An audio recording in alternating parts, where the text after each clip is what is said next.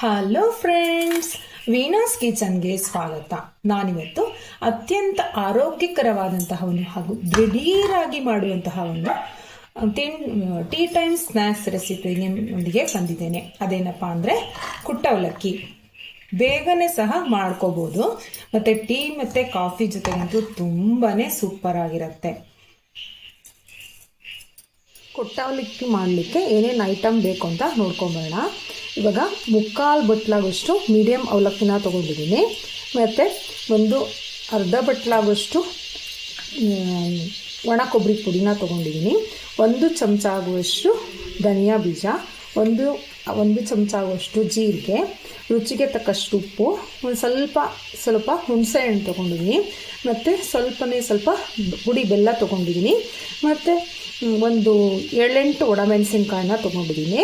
ಇದಲ್ಲದೇ ಒಗ್ಗರಣೆಗೆ ಶೇಂಗಾ ಬೀಜ, ಪುಟಾಣಿ ಕಡಲೆ, ಮತ್ತು ಸ್ವಲ್ಪ ತುರಿದಂತಹ ಕೊಬ್ಬರಿ, ಮತ್ತು 1 ಚಮಚ ಸಾಸಿವೆ, ಮತ್ತು 2 ಸ್ಪೂನ್ ಆಗುವಷ್ಟು ಎಣ್ಣೆ, ಇಂಗು, 2 ಕಡ್ಡಿ ಕರಿಬೇವು ಮತ್ತು ಅರಿಶಿನ. ಇಷ್ಟು ಐಟಮು ಈ ಕುಟ್ಟ ಅವಲಕ್ಕಿಗೆ ಬೇಕಾಗುತ್ತೆ. ಇದನ್ನು ಹೇಗೆ ಮಾಡೋದು ಅಂತ ನೋಡೋಣ. ಈಗ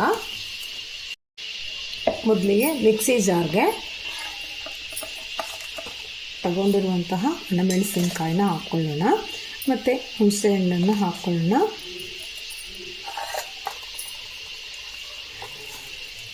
ಕೊತ್ತಂಬರಿ ಮತ್ತು ಜೀರಿಗೆನ ಹಾಕ್ಕೊಳ್ಳೋಣ.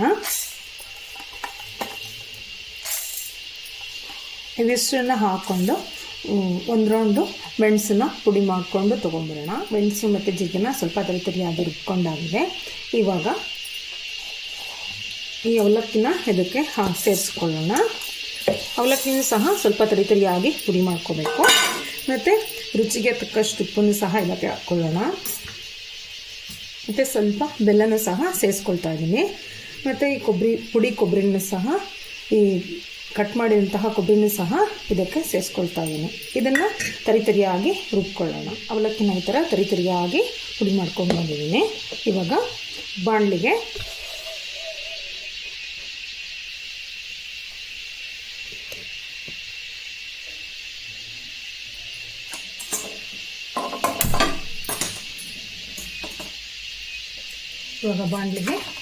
ಒಂದು 2 ಚಮಚ ಆಗುವಷ್ಟು ಎಣ್ಣೆನ ಹಾಕೊಳ್ತಾ ಇದ್ದೀನಿ. ಎಣ್ಣೆ ಕಾದ ನಂತರ ಸ್ವಲ್ಪ ಅರ್ಧ ಸ್ಪೂನ್ ಆಗುವಷ್ಟು ಸಾಸಿವೆನ ಹಾಕ್ಕೊಳ್ಳೋಣ. ಮತ್ತು 1 ಸ್ಪೂನ್ ಆಗುವಷ್ಟು ಶೇಂಗಾ ಬೀಜನ ಹಾಕ್ಕೊಳ್ಳೋಣ. ಈ ಶೇಂಗಾ ಬೀಜ ನಿಮಗೆ ಅನುಕೂಲಕ್ಕೆ ತಕ್ಕಂತೆ ಎಷ್ಟು ಬೇಕಿದ್ರೆ ಹಾಕೋಬೋದು. ಮೊದಲೆಲ್ಲ ಹಳೆ ಕಾಲದಲ್ಲಿ ಏನು ಪೇಟೆಯಿಂದ ಎಲ್ಲ ತಿಂಡಿ ತರ್ತಿರ್ಲಿಲ್ಲ ಅಲ್ವಾ? ಆವಾಗ ಇದು ಸಂಜೆ ಟೀ ಟೈಮ್ ಸ್ನ್ಯಾಕ್ಸಿಗಂತ ಹೇಳಿ ಮಾಡಿಸಿದಂತಹ ತಿಂಡಿ ತುಂಬ ರುಚಿಕರವಾಗೂ ಸಹ ಇರುತ್ತೆ. ಮತ್ತು ದಿಢೀರಾಗೂ ಸಹ ಮಾಡ್ಕೋಬೋದು. ಶೇಂಗಾ ಬೀಜ ಸ್ವಲ್ಪ ಕಲರ್ ಚೇಂಜ್ ಆಗ್ತಾ ಇದ್ದಾಗೆ ಈ 1 ಸ್ಪೂನ್ ಆಗುವಷ್ಟು ಪುಟಾಣಿ ಕಡಲೆನ ಇದಕ್ಕೆ ಸೇರಿಸ್ಕೊಳ್ಳೋಣ.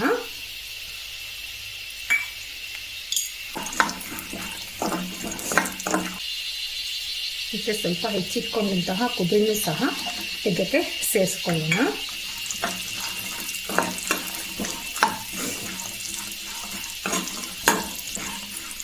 ಮತ್ತು ಮೊದಲೆಲ್ಲ ಟ್ರಾವೆಲಿಂಗ್ ಎಲ್ಲ ಮಾಡಬೇಕಾದ್ರೆ 15 ದಿನ ತಿಂಗಳಂಗಟ್ಟಲೆ ಇಲ್ಲ ಹೊರಗಡೆ ಹೋಗಬೇಕಾದ್ರೆ ಆಚೆ ತಿಂಡಿಗಳನ್ನ ಸಾಧಾರಣವಾಗಿ ಯಾರೂ ತಿಂತಾ ಇರಲಿಲ್ಲ. ಹಾಗಾಗಿ ಈ ಕುಟ್ಟ ಅವಲಕ್ಕಿನ ಮಾಡಿಕೊಂಡು ತೊಗೊಂಡು ಹೋಗ್ತಾಯಿದ್ರು. ಇದ್ರ ಜೊತೆ ಟೀ ಕಾಫಿ ಹಾಕ್ಕೊಂಡು ಕುಡಿಬೋದು, ತಿನ್ಬೋದು. ಈ ಕುಟ್ಟ ಅವಲಕ್ಕಿನ ಮಾಡಿಕೊಂಡು ತೊಗೊಂಡೋಗ್ತಾಯಿದ್ರು. 15 ದಿನ ತಿಂಗಳಗಟ್ಟಲೆ ಇದ್ದರೂ ಸಹ ಈ ಕುಟ್ಟ ಅವಲಕ್ಕಿ ಹಾಳಾಗೋದಿಲ್ಲ. ಈ ಕೊಬ್ಬರಿ, ಪುಟಾಣಿ ಕಡಲೆ ಎಲ್ಲನೂ ಕೆಂಪಾದ ನಂತರ ಇವಾಗ ಅರ್ಧ ಚಮಚ ಆಗುವಷ್ಟು ಅರಿಶಿನ ಅದಕ್ಕೆ ಸೇರಿಸ್ಕೊಳ್ಳೋಣ.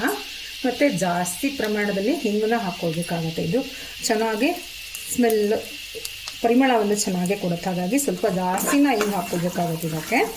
ಆಮೇಲೆ ಒಂದು 2 ಕಡ್ಡಿ ಆದಷ್ಟು ಕರಿಬೇವನ್ನ ಹಾಕ್ಕೊಳ್ಳೋಣ. ಇದೆಲ್ಲ ಕರಿಬೇವೆಲ್ಲ ಚೆನ್ನಾಗಿ ಎಣ್ಣೆಲಿದ್ದಾದ ನಂತರ ಇದಕ್ಕಿವಾಗ ನಾವು ಪುಡಿ ಮಾಡಿಟ್ಕೊಂಡಂತಹ ಅವಲಕ್ಕಿನ ಸೇರಿಸ್ಕೊಳ್ಳೋಣ.